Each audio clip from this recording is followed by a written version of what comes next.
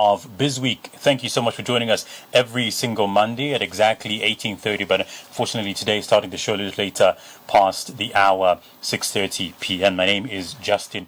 This evening, we are focusing on the fuel pump prices, and one of the things that we will be getting to delve in tonight is the impact of Russia-Ukraine war on the oil prices. We also bring it much closer to home and see how this particular impact of these prices can affect Zambia and the world as a collective. And we also delve into the recently announced development from the Energy Regulation Board on the increase of the fuel pump prices, which will be effective as of midnight. So this is something we delve into as we discuss further. We're expecting to host our guest this evening, the Oil Marketing Companies Association of Zambia, the president, Dr. Kafula Mubanga, who will be with us on the show in just a little bit, and as well as economist Kelvin Chisanga, joining us to further our discussions as we get to understand how this particular information can actually help, and also how this can affect Zambia's economic strides. This evening, you can be able to call in and give us your thoughts with regards to our topic that we do have, and also just leave us a comment from our Diamond TV Zambia Facebook page where we're streaming live. Look out for the BizWeek live stream and join in the conversation that we do have here. We will be getting into also having to just further analyze the kwacha itself and how it has appreciated in the last couple of days, but seeing how the kwacha has been faring is also one of the reasons as to why we're getting to see the increment of the fuel pump prices, and we will be discussing that with our guest who is joining us remotely via Zoom in Kelvin Chisanga, an economist, just to help us analyze this even further. Mr. Chisanga, good evening and welcome to BizWeek. Thank you for joining us. Good evening. Thank you so much. So it's my pleasure to be with you. Indeed, indeed. But firstly, before we actually further get into our conversation, especially looking at the impact of Russia and Ukraine's tension on the oil prices on a global scale, let's just bring it much closer to home this evening and mainly focus on our fuel pump prices locally, seeing how there has been an adjustment, as mentioned by the Energy Regulation Board, an adjustment on the petrol, which is going at 2 kwacha 12 ngwe per litre, and diesel, which is now going for, which has been rather increased by 2 kwacha 12 ngwe per litre, and diesel, which also has seen an upward increment of 2 kwacha 61 ngwe per litre. But just give us your thoughts as an economist. What exactly you think on this particular development as mentioned by the Energy Regulation Board? Well, it was quite inevitable considering the happenings that are taking place. Obviously, even when you look at the geopolitical tensions in the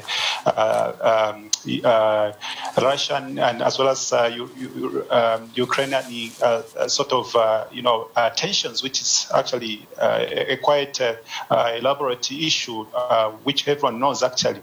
So even when you look at the fundamentals locally, of course, when you look at the impact of the increment, it is something that is going to be a spillover effect in most of the sectors of the economy. Obviously, the increase can also trigger by that same margin that we are talking of as an increment in this case.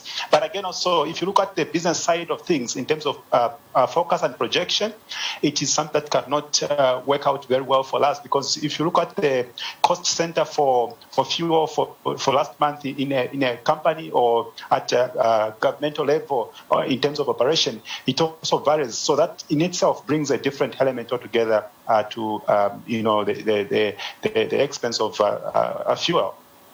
Well, the Energy Regulation Board has made it very clear that there will be a revision of the fuel pump prices on a monthly basis, and many economists have gotten to speak on this. Just recently, we did see Chibamba Kanyama talk about this, and now we're seeing more even trying to understand whether this sort of implementation is sustainable long term. What are your thoughts on whether the constant revision of the fuel pump prices is sustainable? It's not at all sustainable in a way, because if you look at the security of supply, has also been distorted in a way, because you see, we've got an unpredicted economy in that at some point we work with the stability of copper. We work with the activities in the economy. Like we've got much of what we do depends on the forex sort of arrangement. So if anything, if there is a distortion on the forex market, it will also affect the fuel in a way. So we cannot rely so much on this, unless maybe it was something that was taken like the previous model where we had a 3 months supply of fuel. But with this case, I think it becomes a little bit tense case. And even when you look at the business predictability in terms of projection, it becomes a very difficult situation for us. Well, let's take a look at really what's happening on the international market. The fuel pump prices just hitting record highs across the globe, and we're seeing how this is happening due to the tension between Russia and Ukraine. As mentioned earlier on, joining me is Dr. Kafula Mubanga, who is the Oil Marketing Companies Association of Zambia president, and we discuss further on some of these critical matters that require attention. Dr. Mubanga, thank you for joining us. Thank you so much, and good evening, viewers. Let's get into it, and let's just talk about what is happening to the oil prices on the international market. Maybe you could just give us a brief overview on exactly how this can affect the world globally, the world with what's happening to Russia and Ukraine. Oh, definitely. As my colleague earlier on alluded to, the invasion of Russia into Ukraine brings in about a very pernicious situation, in the sense that you're aware that obviously Russia is the second largest producer of natural gas. And definitely with what is happening, plus the sanctions that have been sanctioned on Russia, and also part of the refinery lineage around Russia, that makes it almost impossible for us to receive the similar output in terms of natural gas output. So definitely with that in itself, then it's able to affect, it affects directly the demand, because the demand obviously is high against the supply process. So find that when supply is as it is quite slow, the demand goes in very high, your price goes up. So with that in mind, you will have to realize that then internationally your prices, your Platts go up, and that means that they detect, Platts are what detects the price of fuel on the international market. So definitely that has got a ripple effect. We did give a trajectory as OMCAS that definitely this month you're going to see almost about 1% to 2% increment on the current pump prices. That is resonated from what is happening currently globally, and obviously that has directly repercussion on the end users. But of course, there are quite a number of there's quite good hope that in due course we will be able to stabilize, as Russia and Ukraine are trying to sit and see how they resolve those internal conflicts. But then that is on a longer term trajectory. So definitely we anticipate these shocks on the market, and obviously that creates a vacuum in terms of how you structure your pricing on international market. Maybe for those that just don't understand what exactly is happening here in a layman's term, we have seen the steady rise in international prices of petrol and diesel, owing to the fact that there's this tension that is happening in Russia and Ukraine. Just help us understand the repercussions, especially on the oil prices here in Zambia. Well, Zambian market is not very different from any other market in the world. Basically, we all benefit from the crude oil. We are all affected by the price of crude oil on the international market. There are various factors that affect crude oil. One of it is obviously supply and demand issues. As it stands, that we have less or very little supply going on the international market. That means that the price of crude oil has gone up.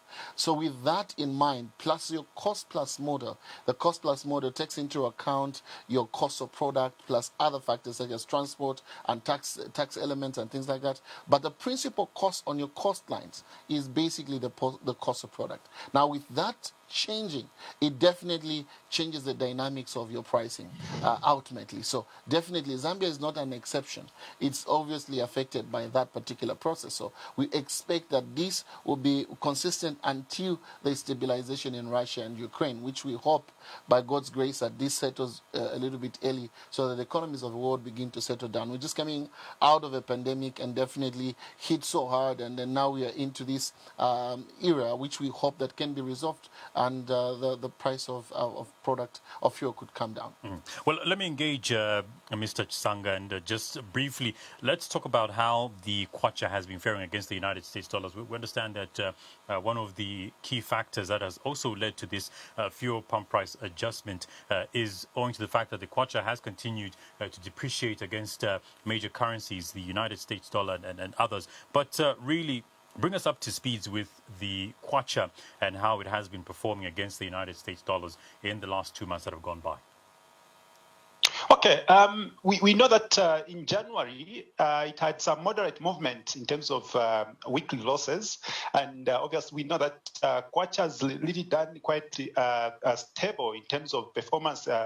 In this year, obviously when you compare it to what actually transpired last year around the same period, it's relatively stable compared to that. And also, if you look at even just the base effect that has really given birth to this, it is also giving a very good shape in terms of the performance. Obviously, even if we might have not have so much of the export compared to what we did last year, obviously there has been that moderate because of the sentimental part of support from the IMF, as well as even just the reduced political risk that we are also seeing in the economy. Though there has been some bit of sentimental issues that also we are looking at in terms of how kwacha should be able to serve some of these effects. We know that the government securities are the ones that are standing so strong to actually incentivize some of these effects that we are likely to offset from the kwacha performance. So obviously, we know at some point during this month we had a very good performance around the mid month of this February. We had some participation of corporate sellers as well as export participants as well. So that also gives a birth to what even the Bank of Zambia came up with in terms of maintaining the policy rate, knowing that some of the good effects that have actually been happening are the ones giving birth to all these things. Going forward, yes, the kwacha who have some oscillation sort of movement, but we have a stability now compared to the previous year where we had some effects. And if you look at even the previous year, we had effects that were even quite huge compared to what we are seeing in this year. So obviously we may say, even if it does not have so much support in terms of its patterns of performance, but it's moderate moving in a good direction. Let's talk about the basic commodity prices, seeing how the fuel pump prices, there will be a revision of it every single month, as mentioned by the Energy Regulation Board. This development just coming through today. But with regards to how this will affect production and the provision of services by many across the country, what are your thoughts on, whether this particular decision that has been made would just constantly keep affecting the commodity prices? Well, maybe I just have to put you to this level. We've got three big components that are contributing to the inflation development in Zambia.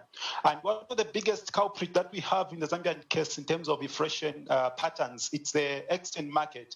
Because of the moderate movement that we have actually been witnessing over time, that's the reason why we don't have so much of impact on the inflation patterns in terms of movement. And obviously, we know that fuel also comes in with a component of inflation, as well as the basic foods, when you look at the nanny food as well as food items. But obviously, we know that with the adjustment that has been made upward by the ELB board, it may give a spiller effect to much of the essential goods. Obviously, it also translates to other components like transportation and few other things that we could actually see. And in the end, now it also goes up to some of the items that we also look at our various homes. So it basically brings a different layer of increment in the value chain. So it is something that we should also look at. How best can we come up with a storage facility or rather, security of supply? Because obviously, I'm privy to actually even have Dr. Mubanga, who is a good friend of mine for some time, to ensure that I'll tell you to say that if we go back to the model of 3 months procurement of fuel, I think that will really give us a good shape, even in terms of business focus.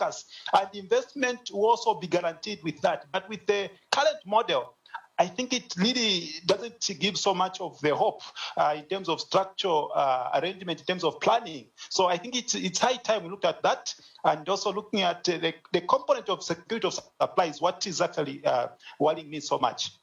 Well, Dr. Mubanga, let me engage you on this, still on the fuel pump prices and how we have seen this increment that has been announced and be put into effect as of midnight.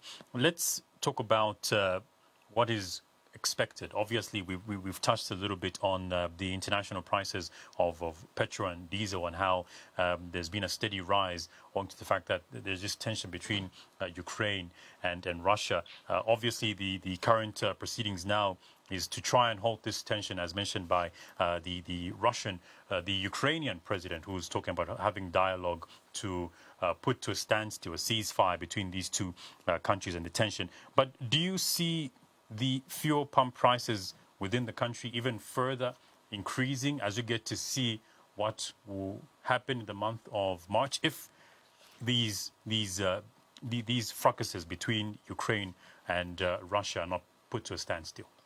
Yeah, of course, like my colleague also did allude to, as we stand right now, we've had over about maybe 15% or 10 to 15% increment per barrel of the crude oil. We are buying crude now at almost about 120 US dollars. That is historical from 2014 to now. That's a huge increment. So definitely, with the instability between Russia and Ukraine, if it's not resolved, we do expect that it's escalating prices of crude will still continue to affect the globe, and basically Zambia is not an exception. But there are various mitigatory levels and measures that government can put in place to avoid that. Like I did mention that when you look at your cost line, you're going to look at the cost of product. One of the major component in your costing process is transport cost. So how do you? These are some of the things that you could permanently implement to affect your pricing moderately. So what's the way forward? Best way is, if we cannot change the price of crude oil, we can change and do something about the transport cost, because the transport cost is almost equivalent to the cost of fuel per liter. So you are buying products twice. So how do you then alleviate this process? Number one, government should be able to incentivize private investment into pipelines, because if we are going to put a pipeline from Mozambique into Zambia, and like my colleague said, increase storage capacity in the country to enhance product security, you see that we will have cut down 50% of the cost from the costing model that we are using. And by so doing, we are creating a permanent solution to these escalate, because we do not have control on the international market, but we do have controls on some of the cost lines. And so we need to benchmark this process and say, okay, fine, this is basically what we have. We can't negotiate further on the cost of product. We can negotiate or find a moderate way of mitigating the cost of transport. Why not pull a pipeline? UNCAS has had one particular private investor who is willing to put about 250 million US dollars to pull a pipeline from Mozambique into Zambia. That speaks to how you can resolve permanently these escalating prices, because we do not have control on the output of, the actual pricing on the other product. We can control the cost of your taxes. We can't control the cost of product. So there are other factors within the coastlines that we should be able to look at. The other part is basically you realize that India is the largest exporter of crude oil, and also is the largest is the largest importer of crude oil, but the largest exporter of finished product. What happens is basically India exports this product, brings it to India, and then you have a finished product which then goes on the Dubai market, which you have a markup on. Then it comes to part of Africa and the rest of America. But if there are synergies, we are engaged our colleagues in India, and they are willing to address issues, because now you cannot resolve this issue as a nation. It's high time that you create a cluster of interested parties where you can buy in bulk. When you look at the consumption of Zambia, when you look at diesel, we consume almost about 100 plus million liters a month.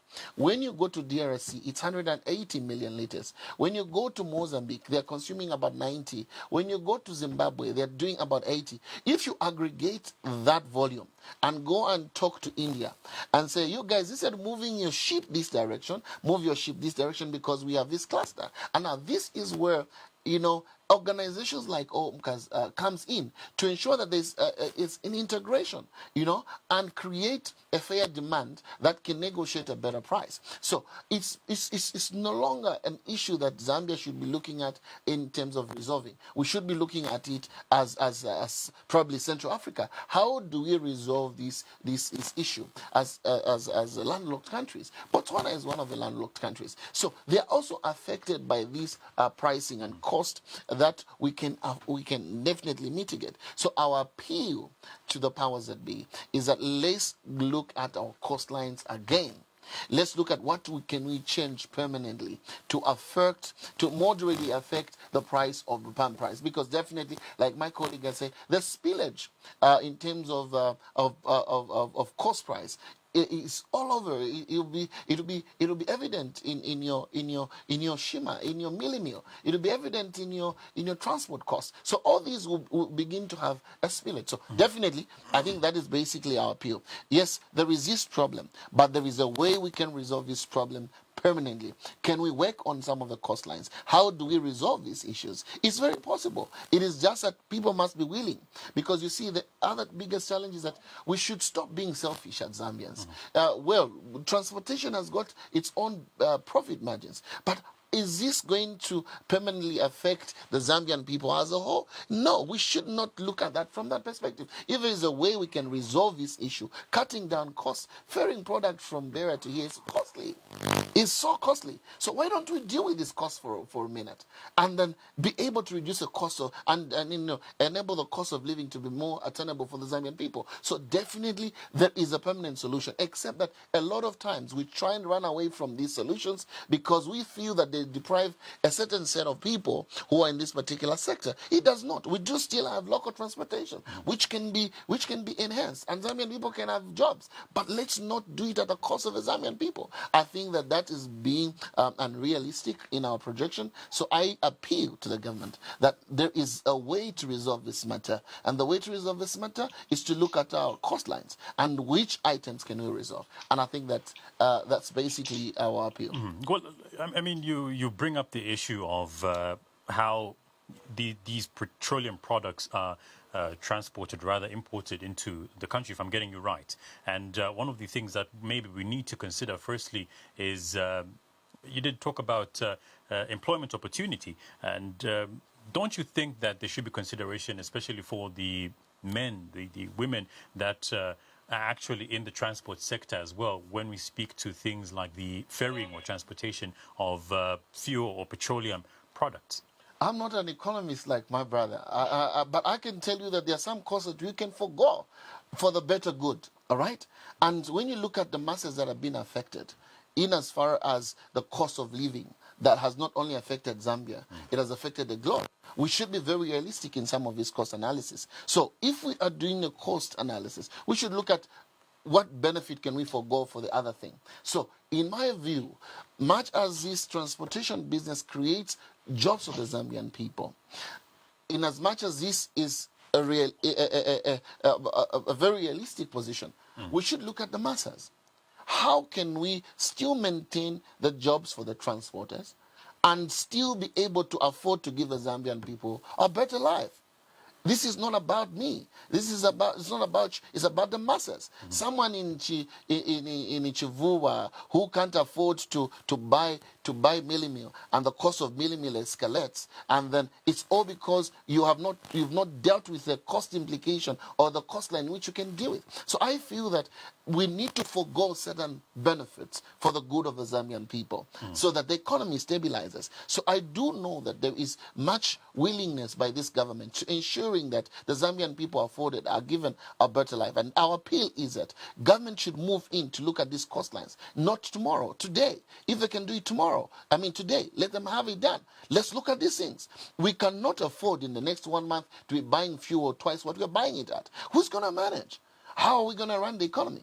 Even if we do suggest to government that to do restructure back our subsidies, for how long are we going to deal with this issue? But if we can find a way and also enhance on other methodologies that government has embarked on. The Minister of Energy was very emphatic when he was talking about, combination of petrol with ethanol to reduce the cost of importation. Those are permanent solutions that we're looking at. But immediately now, you can be able to invest that money into the pipelines, and you reduce the cost of transport by 50%. If not 60%. That 60%, you push it against your cost to reduce your cost. It makes the life of the Zambians more affordable. The cost that you're going to use to subsidize the fuels, if you take that into investment, you have a permanent solution. So we should stop singing about the subsidy. Let's sing about permanent solutions that will affect the Zambians more on a permanent level. So I think my appeal is in that line. If I were to interrupt, I don't know if you can allow me. Yes, Mr. Sanga, just to follow up with what Dr. Mubanga is been talking about as a modality to stabilize the prices of fuel. I think you will agree with me that the government has got a fuel levy whenever we are buying fuel at each and every filling station. So instead of us having that, we can abolish it and have it in a different form, where it comes in to be fuel levy stabilization fund, in that it can work to serve for some of the effects that come as a result of the exchange rate that we experience on the weekly or monthly basis in tandem with the monthly review. So I think it will be quite inevitable that we look at a way we can position a saving pot for some little money that we get from fuel taxes to be actually incentivizing the effect that would actually be having on a monthly basis. I think that's the best way we can work out as a model.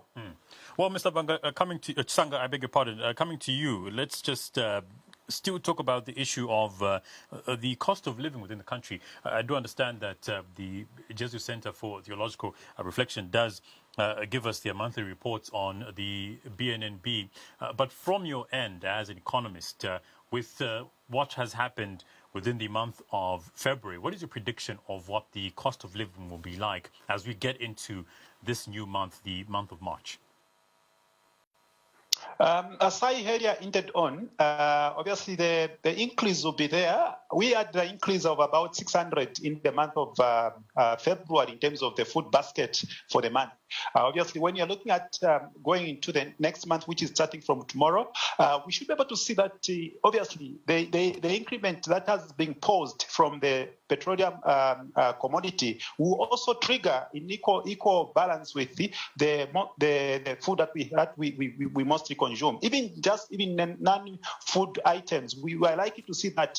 And even when you look at the cost of freight movement or transport cost will coming to be a key factor as well. Obviously, no one would love to be to be subsidizing for everyone here, looking at the current economic situation. So I think it is something that is just inevitable that we should be able to see the increment coming through, and it can affect also even the fight that we have been projecting on the inflation patterns. That also is one of the things that is being a key worrying component in this case, because inflation has been going in a good direction, which signifies that we are doing something great in the fight against inflation.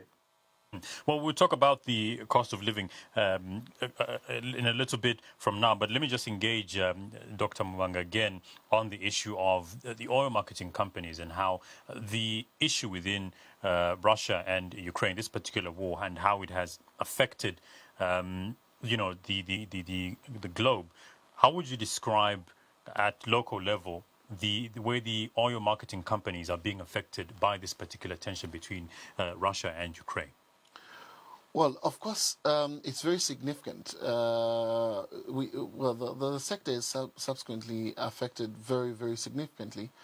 It's evidenced by the price increase that we are projecting, all the stance by ERB that has given to us. So definitely, number one is that it strains your resources. Obviously, there is more that you need to inject into your business to be able to pull the volumes that you've projected as a company. Obviously, on that note, but also the scarcity of product. It becomes more clear that now than ever, product will be more scarcity on the market, because obviously there's very little supply going on, and there are very few genuine suppliers that are supplying this product. There's also a lot of money laundering on the market because everybody is in search of product, and so that in itself affects your projection as an OMC. And definitely, if you're not able to bring in enough product, then means that it distorts your projection in terms of your revenues, your profitabilities. So definitely, to a larger extent, we expect that these shocks will be able to affect OMCs for this while, and we hope that very soon it will be able to stabilize. Yeah. Well, with what we're seeing now, I mean, it seems maybe there could be calm, but in an event that there isn't, do you think that now oil marketing companies need to revise on how they'll be able to operate, maybe create revision plans short term up until this is done? How do you think, according to you, these OMCs can be able to operate conducively in this space that we're seeing the tension between Russia and Ukraine? Well, number one is that we are operating in a very regulated environment. As you're aware, ERB regulates environment. So definitely there's very little that you can do apart from abiding by the process. But there are a lot of synergy that can happen within the OMCs. There are other OMCs that are multinationals. We hope that this is the best time for them to show courtesy to the growing OMCs. We always advocate for the Zambian OMCs, indigenous Zambian OMCs, to participate in the procurement process of oil. So we do expect that the likes of these measures would be able to make the Zambian OMC ride on their capacities, not only that, but also their contacts in terms of the suppliers, to ensure that we don't cripple down these smaller OMCs or upcoming OMCs. So we expect that there are policies that would drive a balance in terms of procurement, and we also hope that the multinationals will play a role in spearheading these collaborations within the subsector. Mm-hmm. Mr. Chisanga, let me engage you there. My director is telling me that we are running out of time, but I would like to still look back to what you did briefly touch on, and this was on inflation. Maybe you could just give us an overview of the fluctuation of these oil prices and how they possibly will affect inflation for countries such as Zambia. Maybe you could just help us understand how would the fluctuating oil prices affect inflation in countries like Zambia? Okay, we know that when we are buying this article of trade oil, we basically use the exchange rate, and usually exchange rate is the way it performs. It actually translates even the way the selling cost in terms of how the commodity will be sold on the market. And I'm sure Dr. Mubanga will be agreeing with me that if the kwacha is actually depreciating, obviously the dollar is appreciating commodity in this case, it means that for us to look for a good volume of oil on the market, we need to feed up a good amount of money for us to bring those commodities into the country. So it's in essence that it brings the aspect of demand on both sides. On the side of looking for dollars on the market to ensure that we have a almost equivalent amount that is required to bring the oil into the market, into the country, and also the other part that it triggers the high cost on the petroleum itself as a commodity. So with that case, we are now creating inflation on two parts: on the part of the exchange market and on the part of the oil itself. So that's the reason why it's somehow a delicate issue that we need to take care of. And as we just get to conclude, speaking still on the issue of commodities, I did say we touched a little bit on that much earlier on, and as well as the cost of living.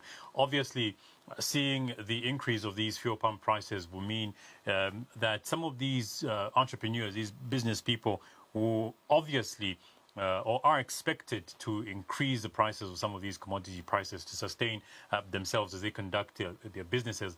This possibly being an advantage for them. But for the consumer's end, would you say there are any notable advantages with the coming in of the increase of these fuel pump prices, which ultimately will see the increase in commodity prices?